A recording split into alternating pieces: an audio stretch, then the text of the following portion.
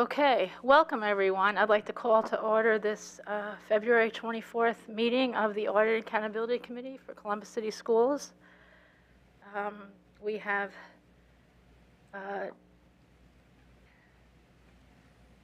Kevin O'Connor. I get the Kevins wrong, please forgive me. I'm sitting in for Madam Auditor who had an emergency. Would you mind taking the roll? Sure. Ms. Beckerly? Here. Ms. Vera? Here. Mr. Grant? Here. Mr. Vajon?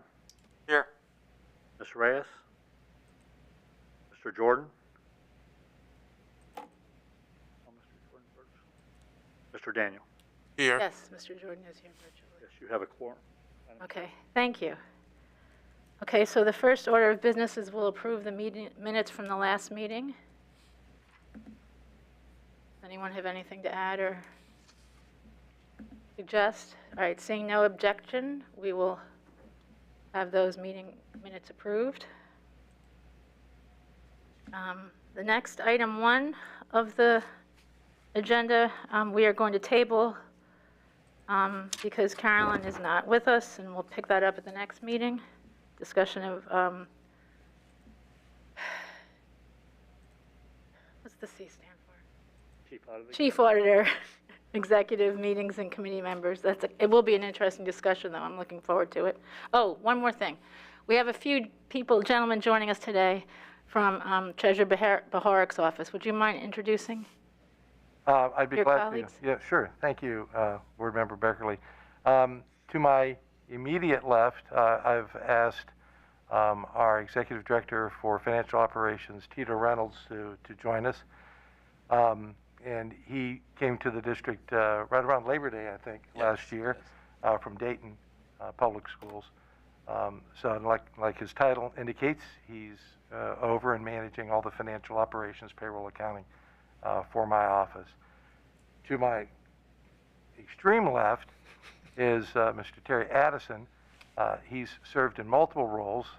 Currently, on the books, he is the Director of Finance and Budget, but as of next Tuesday on March 1st, he will become officially our Executive Director for Finance, overseeing that whole operation. So he's being moved up into that position. Terry's been here for a long time working with me, primarily in grant reporting and the Medicaid school program and a lot of other things that require detail and financial reporting and checks and balances before I'm permitted to sign off on anything. So I asked the two of them to be here because typically internal audit covers something in budget or something in the operations. And so we take a look at the agenda and kind of draw straws as to who gets to come to the meeting. And so I asked them to be here, in part because this might be the first time that I think Tito's been to a meeting. Yes. And Terry knows the committee well, but in his new role, I thought you'd like to meet him as well. So. Yes, it's a pleasure. Thank you and welcome. Thank you. Thank you. All right, moving on to the second item under agenda item 1, which was discussion of district's management presentations. Mr. O'Connor, will you take over that discussion? Sure. So basically, every year we have a calendar of activities, and we coordinate in the past with various department directors and other personnel. Mr. Barnes comes to talk about legal and ethical compliance, and the department directors will come and speak about the risk in their areas and mostly the mitigation of those risks, what they're doing to minimize those risks. This year, before we approved the schedule, we wanted to have a discussion with the committee on the format of those presentations to make sure that they're meeting your expectations as they come to the committee with these presentations. Okay, that's wonderful. I believe we hit on this topic a little bit previously. We did. Yeah. We touched it, yes. And then we were going to take it under consideration and think about how to That's right. better structure it. And I think some of it, and this might be a little bit of, came up in Madam Auditor's discussions with our community members individually, all the committee members actually. So and that discussion is also getting tabled. So I think we'll pick it up to some extent, but we don't want to be too repetitive either. Do we have any themes or? Well, just You know, the way we've always done it is the risk and the mitigation strategy. So Right. if that's something that appeals to the committee, you can go along that line. It just would be nice to have almost a template that these department directors could use as they come to the meeting, so they're not losing focus on exactly what you guys want. Well, So that's one area. okay. So how would these presentations be most helpful? Correct. And what are your expectations of these presentations? And I think, from what I recall from the summaries of the discussions that Carolyn had with our committee members, there was a clear recognition that the presentations were helpful to you gentlemen. But the follow-up was, how could they be more helpful? And a little less, I think, generic? Would that be a good term?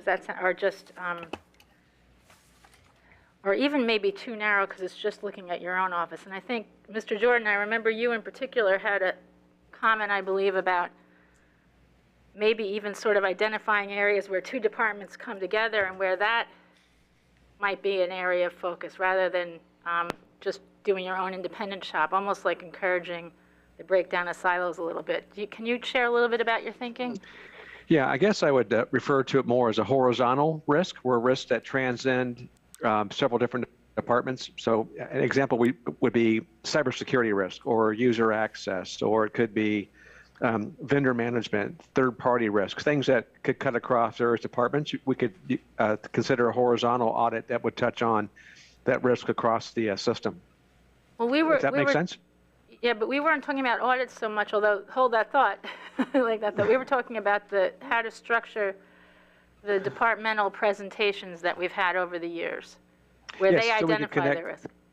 That's right. So you could connect something that could be with grounds and maintenance, could be with transportation, and just we could see where those risks would cut across all the various areas, and look for opportunities that could you measure many times and cut once and solve multiple risk across multiple issues across the departments.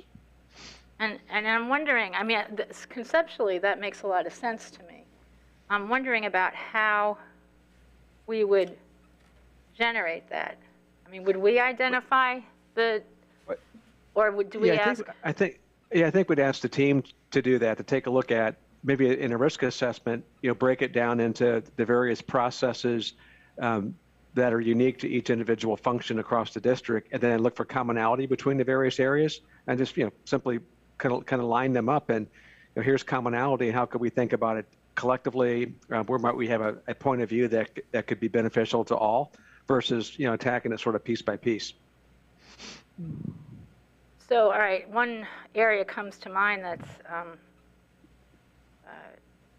comes up quite frequently in different conversations would be munis, that cuts across all different areas. And I'm almost thinking, but if we're talking about this in the context of the presentations that departments bring to us to give you all a sense of how they operate and where their risks are, it's almost like we identify the risk and then say to the departments, you come to us and tell us how you all manage that particular interaction, I guess, or horizontal system. I'm trying to. Yeah, I think we could ask, if you saw commonality, again, I'm not trying to solve here, just explore. If you saw commonality between the various areas, then the next series of questions could be, well, do you view this risk as, high, medium, low? How do you manage this risk? What controls do you have in place to mitigate this risk? And then I think with those series of questions, and you take a step back when you look then across the whole system, where are there common interplays?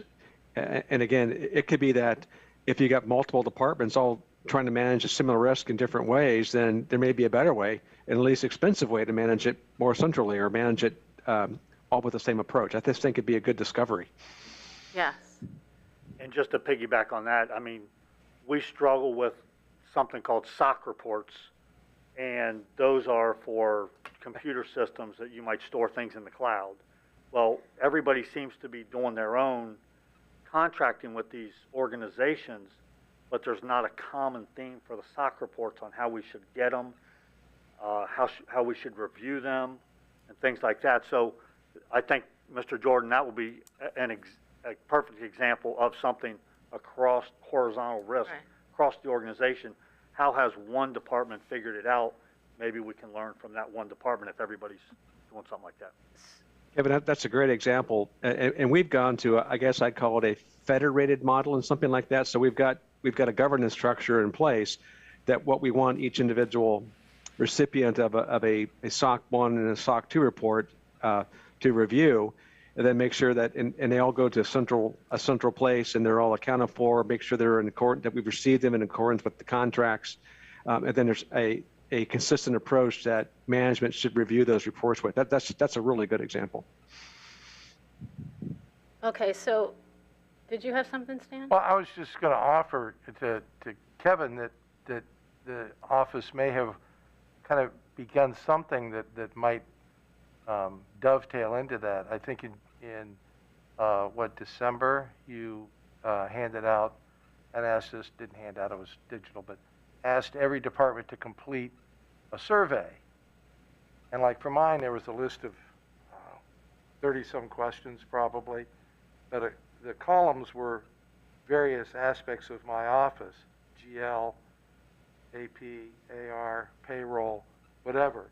And it was a real quick yes, no, don't know kind of an answer. But that was a way to look at, well, this one question might apply across all the different. And was answered differently, so or when it if should you have been think the about it, same, you or- probably have a lot of, if these questions were similar for all of us, you've got all of our answers and all of the, so just change the question to Soccer. whatever the question is. Right. You just change the question, and then you might already have a design set up conceptually to then tabulate that and go, look, this is common across not only each department, but within the departments, the functionality within each department. But you already started that in January. Correct, yes. I just went through that. Our team just went over our responses with Harold this morning. So let me see if I can say this back and make sure I'm understanding it, which is probably good because I'm probably the least knowledgeable about what everyone's talking about. I think what we're saying is we would like to consider having the different departments address the committee on a specific topic that we understand has a horizontal impact. Now, I don't know if they need to address the committee, because I think what generated this was, how do we all feel about James Barnes coming and telling us how he's handling risk, and grounds and buildings and grounds coming, and are those useful presentations? And I think in part, I generated that request because to me, I knew there was a lot of time and energy on the part of our staff, and I was trying to make sure that we weren't having them do that and that it didn't really help us do our work. But what I want to, and so it may be that we don't need the departments to come at all, we just need to have this horizontal focus on certain things. And it's not about having a presentation, but I know when Carolyn spoke to our community members, they indicated they liked hearing about the different departments because there was value. So I guess I'd like to hear from you all about what might get lost if we opt not to have each department come. I mean, because it's not a really incisive conversation when they come and say, this is what we do and these are our procedures, unless it's helpful to you all somehow. So I would like to hear a little more. I just want to make sure we're not going to lose anything if we shift in this manner. Chair Beckley. Yes. I think part of the issue may be identifying those risks within the departments that are universal to all the different departments. But then had just the departments concentrate on those areas when they present that are unique to their department. Okay. And so that way we can still have the departments coming, but maybe we get input as far as those lateral risks, and we identify them and then have them input. I'll give input to maybe a committee or a joint task that deals with all those departments, and then that task force presents those issues that are universal, if you follow that. So it would still be beneficial to have them come and say, this is how we're addressing it within our department. Yeah, those risks So- that are unique to just to them. but they're just focusing on Yeah. that one topic Right. as opposed to a overview of Right. this is what we do from soup to nuts. Yeah, like for instance, maybe succession planning. You know, succession planning hits most departments. Okay, And a lot of times it's based on individuals, you know, controls within the individual, their knowledge and their, you know, expertise. But that's not unique to an individual department. So, you know, How are that you they may all provide handling? input to a task force as to how do you plan for succession planning, succession. And then how do you identify those risks and how are you going to address those risks? That would be something that's a bit more unilateral across the department, across the school district. okay, that's helpful too. I think that draws some of the parallels, right? If we look at, if we truly want to get to a point where the district has, like, you know, our enterprise risk management program, part of that step would be identification, what we think the risks at our enterprise or right, at the district level are, then understanding how some of the different departments impacted or that provide control or controls over those risks, right, from their own perspective. But as part of that also, as once some of those highest level risks are identified, would be also inquiring with the different department members what their perspective is of what is, right, is this truly a risk, right, to the holistic district? What's their perspective of how much, right, controls currently exist that mitigates this risk within their domain, and or what's their potential, right, their opinion, what's the residual risk facing by the district, and then having a comparison across the board, right? Hey, what are the areas that with the highest residual risk, right, for those ERM risks? And the understanding and discussing, hey, okay, so here are the highest level risks, right? So maybe we want to discuss things we think are the most controlled, or things that we think there's highest residual risk, or, you know, areas where the district feels, right, risk is well controlled, understand and get an overview of what controls do we have in place for something like that. Just general ideas, but getting to something like that, I think would be also a lot of work for a number of people. So how do we incrementally shift in that direction, right? We don't have to boil the ocean necessarily, but maybe there's only, we focus on only a few risks that the board feels is critical to the success of the district, and we start with that. And so the thought being is that once we identify those risks, we ask the various departments to present to us on how they're managing those risks or how they're addressing them. Right? Is that what you're saying? Yeah. Okay. And you think about, let's start, you know, what are the things that keeps you up as the board, right, at night? What you know, by asking Dr. Dixon, right, what does she think is the biggest challenges that the district's facing? And let's have a discussion, okay, if as leadership we feel those things are the highest challenges, well, what is the district or what are the potential, you know, impacted departments doing to mitigate those and control those? Right? All right, this is a really helpful discussion. Mr. Daniel, I see those wheels turning. What's your take? You know, and I was thinking the same as what Mr. Grant said, looking at the unique risks in some areas. And then on the same token, making sure we're looking district-wide in regards to some things from almost economy of scale in regards to doing audit and then addressing what risks to be, so we're not recreating the wheel. Yes. In every situation, and then that adds to some efficiency. It does help in the presentation for us to understand the departments in general, because they might function differently, almost because of the district, almost little tiny industries within themselves from that aspect. But then making sure we're getting, pointing to where the risks were unique and what has been addressed from a district-wide, or even if it hasn't been, let's start looking at some things so we can not reinvent the wheel, not boil the ocean, and go from that standpoint.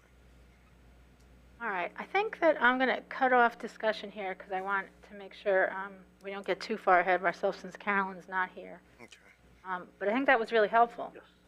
And thank you all very much. It's funny, I'm halfway through the 4 disciplines of execution, and everything that you're saying is reflective in, to not boil the ocean and to decide what's important and not try to solve everything at once. So I think that we might be onto something here.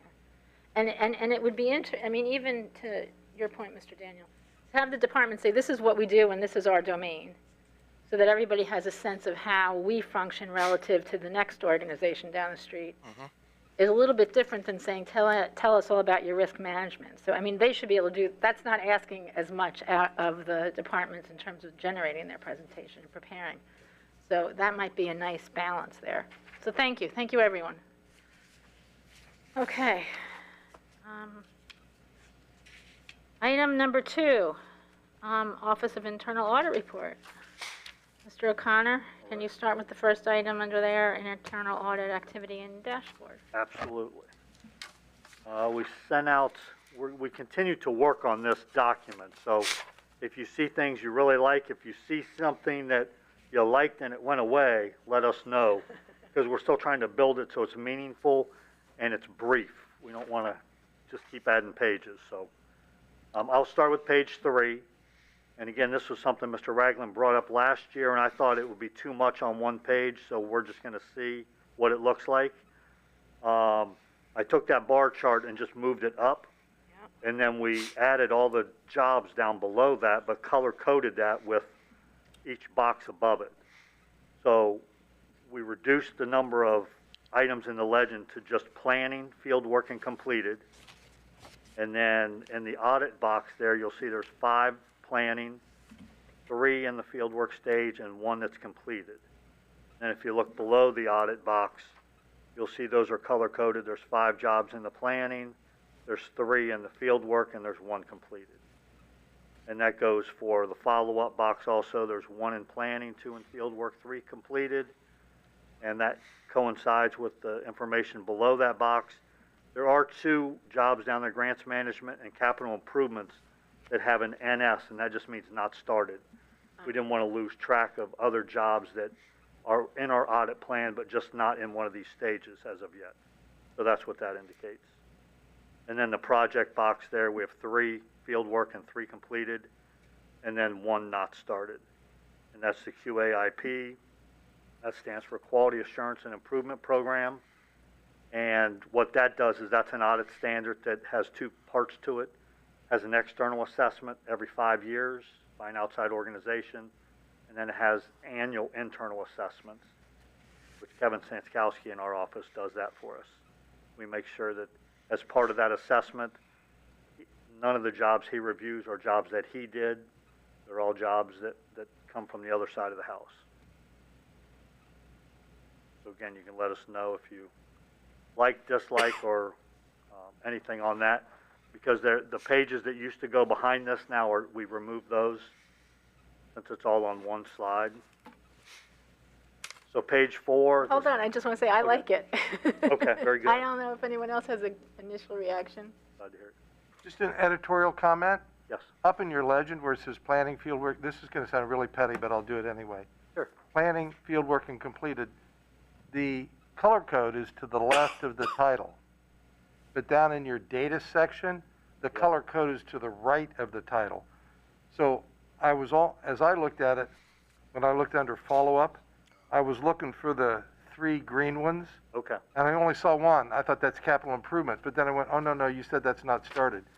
So I'm just wondering, those? If you flip them, then when I look at the graph, I want to look for the blue ones. Then I can go and we read left to right, find the blue, and then there'll be those 5. I just thought. Great point. Thank you. That might help for, readability. Yes. Appreciate that. And actually, the only thought I did have is maybe avoiding yellow and green, because that you could think it's a heat map. Okay. And it's not really a heat map. Correct. Okay. Because I was thinking, green is good, and then I was like, well, no, green doesn't really. It's not Yeah, any. right. It's neither. Correct. I Okay, great love comment. the chart though very much. And if people think of other things, just let us know, and we'll be glad to incorporate that also. Green is good. It's completed. Well, You that's like true. green. Green is good. You like to be completed. That's correct. Go Yeah, away, maybe- Kevin. well, maybe- You like to That's be right. completed. Maybe it is the right color coding then. Fair Okay, enough. then on page 4, this is where we put additions, deletions, and adjustments to our audit plan. When we were approved to hire an IT auditor in the coming year, we reserved audit hours out of our normal distribution, knowing that once that person got on ground and started doing their review and analysis, that an audit project would pop up related to IT. So Satya has done his review and analysis, and the office has decided that the title of that audit will be IT Information Security and Incident Response. And it encompasses evaluation of the current state of IT policies, procedures, governance, and implementation. So we will add that, but that's why you don't see anything needing to be deleted from our audit plan, because we reserve those hours going into it. Hey, Kevin, if I will? Yes. If I could, I do like this presentation, and in fact, it caused me to have a question. So, Sure, sure. Going back to page 3. Okay. I know you have on there the Chromebook accountability has not been started, or Yes. you're just in the planning stage, right? Right. And I was just wondering, from a timing standpoint, since we're in winter time, and how will that impact the ability to do that as we get closer to year end? Since we're talking about students and their Chromebooks and Right. where they are. What we did was, when we initially proposed that audit in the audit plan, we didn't want to go back and look at last year's data because we didn't feel that was helpful. So we wanted the schools to get a couple quarters under their belt, and then we would go ahead and test that, knowing that we've been involved with that process up front. So they have used us to help set up the process, and they've run procedures by us, et cetera. Okay. So that should not affect Okay. getting that done on time. Okay. And I have one more general question. I'm looking at the school building readiness, and I think that was an audit that your office performed at the request of the superintendent prior to school starting. Correct. And the conclusion was the schools were up and ready to go. And yet we had a whole bunch of hiccups when school started. And I'm wondering if is there a process to go back and say, well, what we looked at gave us the impression we had a green light, but we didn't have this done and this done and this done. Like, how do we refine that? Because there's some of this was happening. I mean, I'm sure what you saw Correct. and concluded about was in good order. Right. There was clearly a piece missing. It had to do with the contact tracing, I think seating charts. There were a whole bunch of things that weren't in place. And and this is not we don't have to talk about it now, but just a process to say, well, there was a disconnect there, and where can we tighten that up? Correct. We definitely have debriefings to go over our audits. What can we learn? What did we learn? Okay, good. And we incorporate that into future audits. To make sure we don't stumble over the same thing. And I'm sure it has something to do with the silo thing too, and understanding. So it all seems to be part of the same theme. But anyway, all right. Thank you. Yes. Alrighty, then I think we're on page 6. And this is follow-up. And again, at the last meeting, you saw the aging schedule.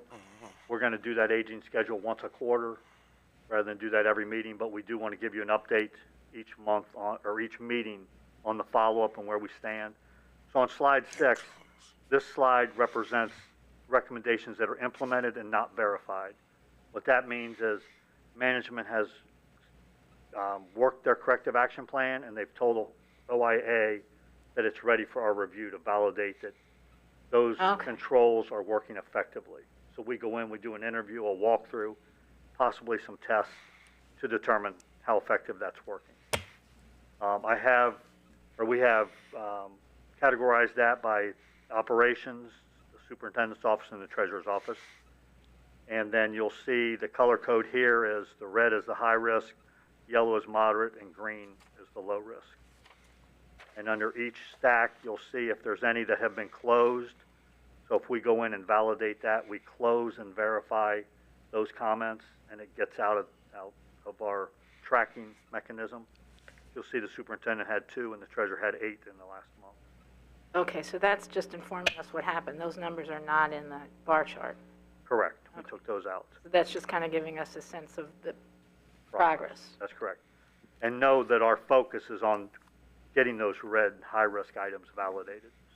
So, if we've got some high risk and some moderate risk items come in, we still maintain on that high risk until those are taken care of. And so this, at this point, this is telling us what's in your office's court? That's correct, yes. Got it. Yes. So if these things don't get worked, that's the conversation you can have with us. Okay.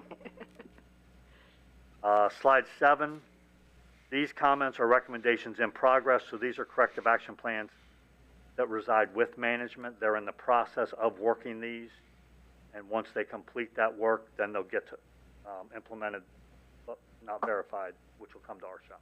Okay. So these are all management's responsibility right here on slide 7. Again, categorized by area of responsibility, and the risk priorities are the same. And we will be reaching out here in the next couple months to determine, we'll start with all the high risk, to make sure that the high risk is still warranted and that it's still relevant. So you're taking that on as an independent action that we're going to review. Okay, terrific. Page 8, again, these are just a listing of all the audit and review recommendations made by external entities. And then we'll jump to page 10, just a listing of the professional activities, professional development activities that the staff has attended in the last month, just to make sure you know that we keep sharpening our saw.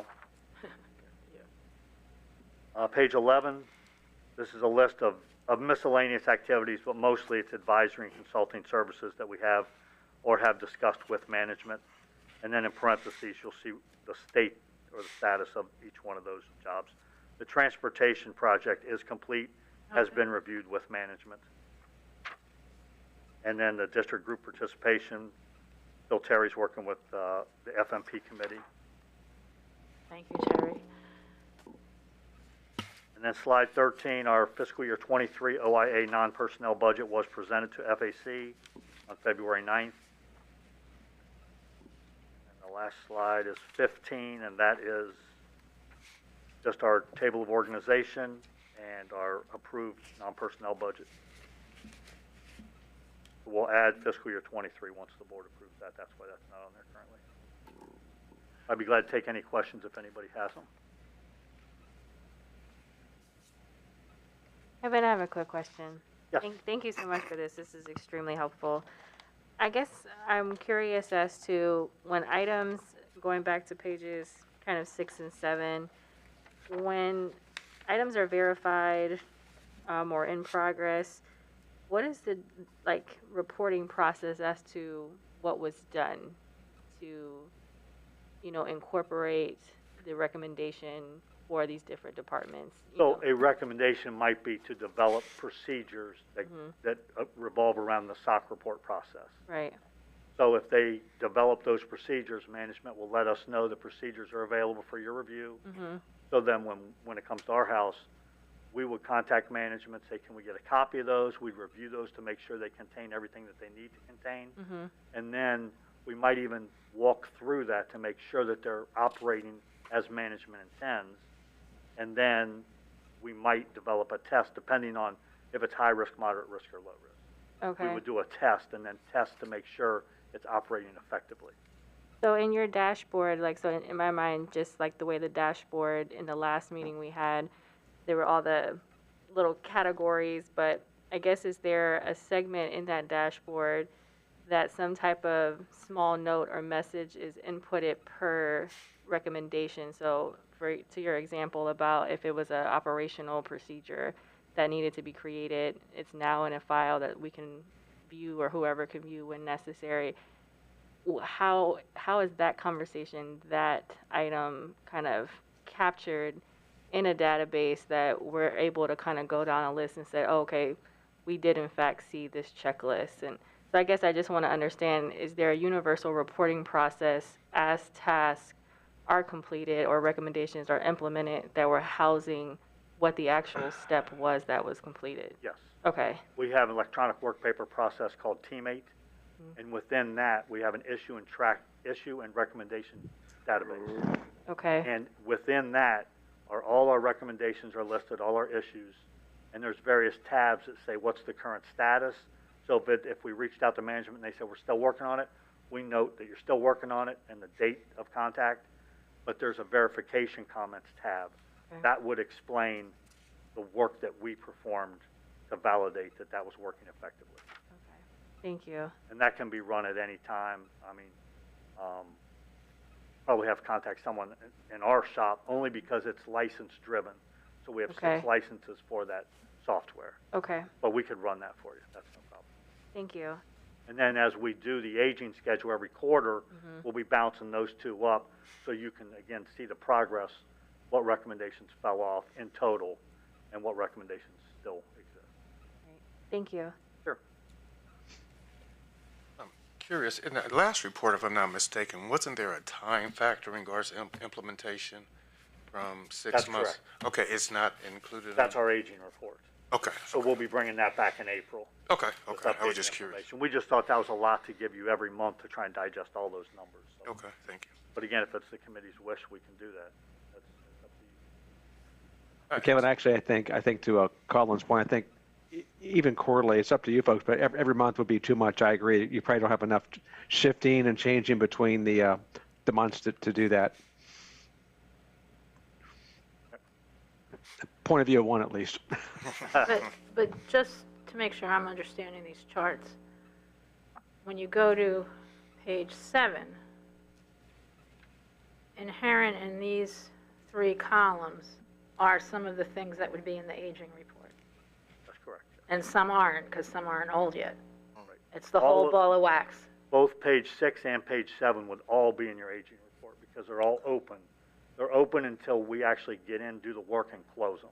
Okay. So once we close them, that's when they won't Got show it. up. But that's why we segregate the list too, so you can see, hey, this is internal audit's responsibility. We're not getting our Right. stuff done versus management. We didn't want to pile on management and just put everything in there. We want to make sure there's differentiation. Well, and some of these things in here are not outside of an ordinary time frame or an expected time frame. Correct. Yeah, okay, good. That's what I thought. All right, thank you. Certainly. All right, moving on. Discussion of added audit engagement IT information, I think you, And those referred 2 to items were within that dashboard report. So okay. move on to the last item. UNC and Protivity, Chief Audit Executives Emerging Risks. Correct. Photograph, you want to pull that up? Yes. Okay. Kind of thought this was pretty interesting. Yeah, so this document, again, as Carolyn comes across items of risk, Kevin, can we hold on for a second? I don't know, does Ryan have this back here? I think he does. Ryan, can you pull up that infographic? Or whoever's back there doing all the magic?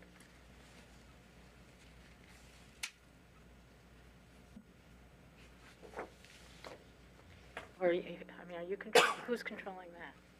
Back here. It's all right. It's just, Oh, they don't. oh, okay. We don't All right. have it. Thank you. All right, oh, so it's in our package here, though. Correct. Yeah, it's All right right, here. got it.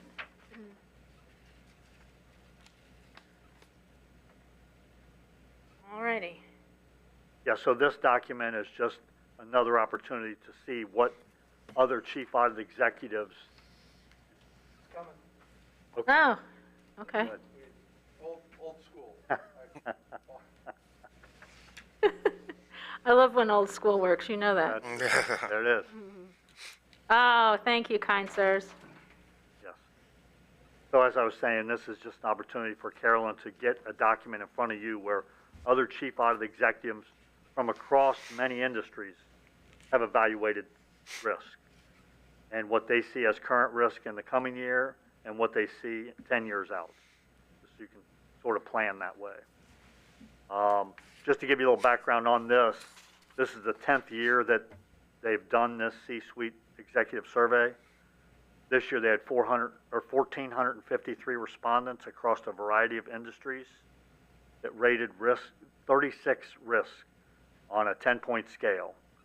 And then they totaled those points, and that's how this was developed. and 149 of the 1453 were CAEs. So that's what this one. They broke it down. There's chief audit executives, there's CEOs, CFOs that did it. So everybody had their own little result sheet. But just to go over some of these, the top 10 risk for the coming year for CAEs, the first one is succession planning, as Mr. Grant was talking about. Yeah. Big risk. And the retaining top talent given the current employment market, et cetera.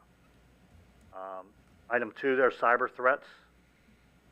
3 is adoption of digital technologies that requires new skills or significant efforts to upskill or reskill existing employees.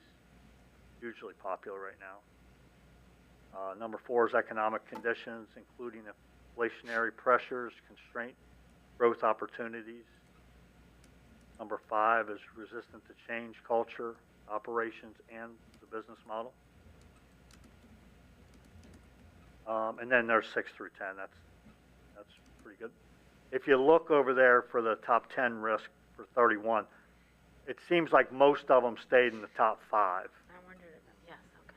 Yeah, there might be one that slipped down and one moved up, but that's their risk right now. And what's interesting about this is you start looking at this, and then you go look at the chief executive officer and the chief financial. Yeah. What are their risks? And you start comparing all of those, and then as we do the risk assessment for the district, we're trying to And it coordinate was our all of that tie stuff. into Yeah. what, that's really cool triangulation to Yeah, make sure just to that, make sure we're not missing any risk that might be out there that other people are seeing. really, that's a good step. And I just have a thought I'd like to point out. 1, 3, and 5 on the top 10 for 2022 jumped out at me. Retaining talent, ability to attract and retain talent, I think that, that's something we're talking about a lot. The whole technological thing is huge, and, everybody can have access and use technology. Maybe, I always say I'm using my phone at 10% of its capacity, right? We want our teachers to be able to use the technology at 100% of its capacity, so it really changes the dial or moves the dial in kids' outcomes. And then the last one, although 5 is the one that really I wanted to take a minute or two to mention in terms of thinking about how we structure our upcoming audits and the priorities, because resistant to change culture, operations, and the business model, the board is tenaciously, plodding, chugging through to implement this new goals and guardrails. And the goals and guardrails, we talk a lot about them in meetings, and they're coming up a lot more, and we're trying to tie a lot of our decision-making to that, but it's part of a bigger governance model that once we're really up and running, is going to be require change in culture in the business model, because the board is going to be evaluating its own performance on a quarterly basis. You have to be paying close attention to our board meetings to figure it out. And it was all the kinds of things that I kind of rushed through at our last meeting when I tried to give you guys all a sense of it, and then I sent you some follow-up information about it. But I'd like us to be pretty thoughtful about this and keeping our eye on it and how we can monitor, see what, who's up and who's down in terms of really embracing this new way of being. Because that is really a big one for our organization right now. And what's nice for us is, in the past, one of the fundamental audit concepts is do you have business objectives, risk assessment, metrics, et cetera. So we always ask, but the department people didn't have a lot to tie to. Right. Now with structured goals and guardrails and strategic priorities, all of that's There's something to audit. Correct. Yeah, So yeah, we yeah, go yeah, out and that ask makes them sense. that question. If they're not understanding how they should be tying into the district to support everything, we can assist them in what we think the board will be looking for. Because, a big piece of what we're doing that's different than we've done before is identifying leading indicators and monitoring them, monitoring the heck out of them, quite honestly. Hopefully, that's the plan, and we've started down that path. And that culture should be finding it, and that structure of management should be finding all of its way down into every classroom, literally, you know, and as well as every organization, whether it's buildings and grounds or what. But, and when you realize that that's a really big change, because we're an organization, along with many others, that have always measured ourselves on lag indicators. And that's already history, and that and so that 5, I think, is a big one. And even if your operation could give us insight into where we're really struggling with this, or who's taking off, and ways we can, you know, spread the wisdom and that sort of thing, I think this is an important one, and it really jumped out at me. So much for that. Anything else?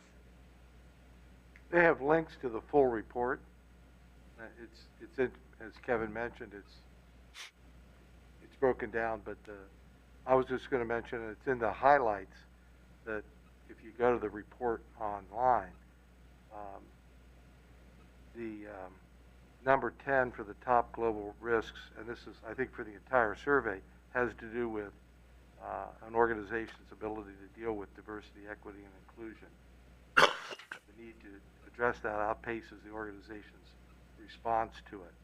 And it's sort of it's summarized in the key highlights of this document as number 1, when they talk about the fact that diversity, equity, and inclusion has been elevated in the overall risks in the opinion of those people in the survey. So lots to audit. Yes, absolutely. Okay. Well, thank you. Thanks, Dan.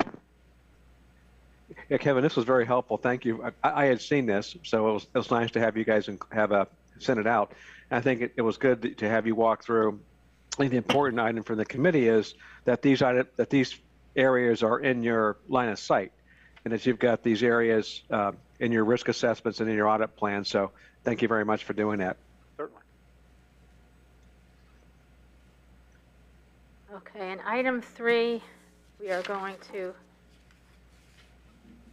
table the external engagements by outside entity and GASB update until we have Carolyn with us.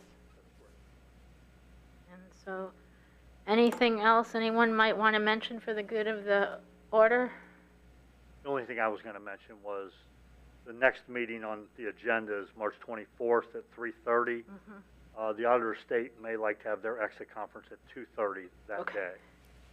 So I'm pretty sure Carolyn Edwards has sent hold that date out to everybody. Okay. If not, we'll get that right out to you. All right. Once again, I'll be online for that meeting, but gentleman to my left will be here in full we'll have force. you in the flesh. All right. Just let them into that's going to be an executive session type meeting for you, because it's not your meeting, it's the auditor of state's meeting, and it's one of the meetings you can hold in private. So please let them in. Okay, certainly. Okay, yeah. I think I need to get a little bit further briefed on that. The auditor of state normally asks us for attendees. Yeah. So we'll send that out to make Okay. sure Stan gets I was just making the point that auditor of state meeting is their meeting, and it's private. Sure. Because it's their Yeah, no, discussion with you as a board and an audit committee about their audit findings and such. And they haven't cleared that yet for public dissemination. All right, well, thank you. And once again, thank you all. We so very much appreciate your participation, community members.